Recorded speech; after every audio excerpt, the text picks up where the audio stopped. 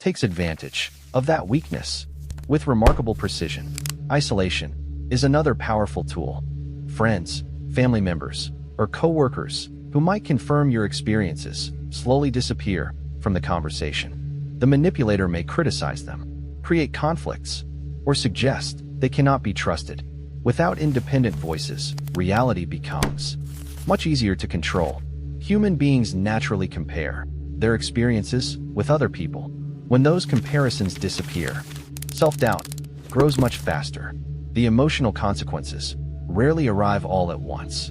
They appear little by little.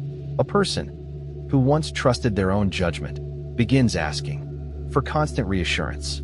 Small decisions suddenly feel overwhelming. Choosing what to say, choosing what to wear, even deciding whether a memory is real. Anxiety grows because every disagreement raises the same question. What if I remembered it wrong? Eventually, that uncertainty spreads beyond the relationship, into work, into friendships, into everyday confidence. But not every disagreement is gaslighting. People genuinely remember the same event differently. Stress affects memory. Distraction affects memory. Time affects memory. Healthy relationships allow those differences to be discussed openly. Both people remain willing to question themselves. Gaslighting is different. It requires intent and repetition. The goal is not to solve confusion. The goal is to create confusion. Confusion that benefits the manipulator. Researchers who study coercive control often describe gaslighting as one tactic among many.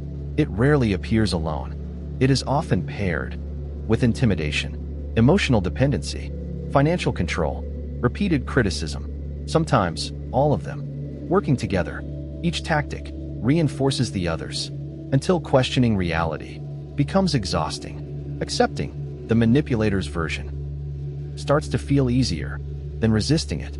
Breaking that cycle usually begins with something surprisingly ordinary. Documentation, keeping messages, photographs, journal entries, or written timelines. These create an external record one that does not depend entirely on memory.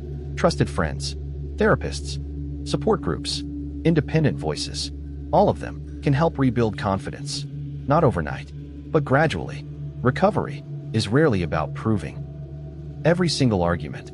It is about restoring trust in your own ability to observe reality.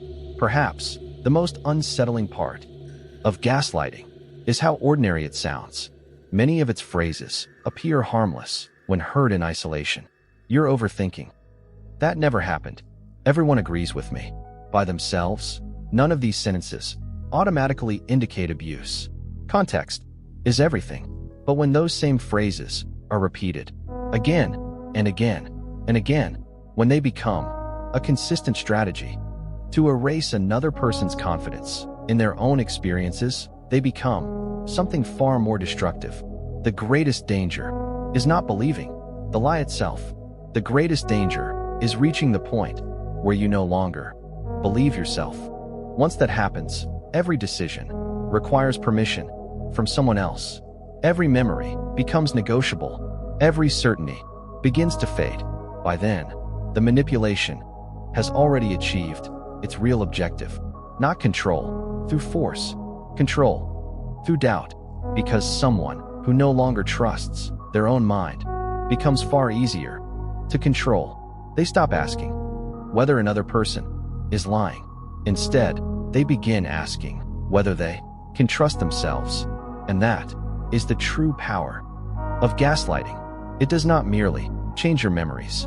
It changes your relationship with reality itself.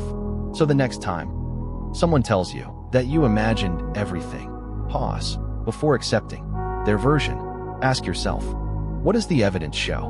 What have I consistently observed? Who benefits if I stop trusting my own experience? The strongest defense is not having a perfect memory. It is remaining willing to observe carefully, to question honestly, and to trust evidence. More than confidence, they questioned every memory. They never questioned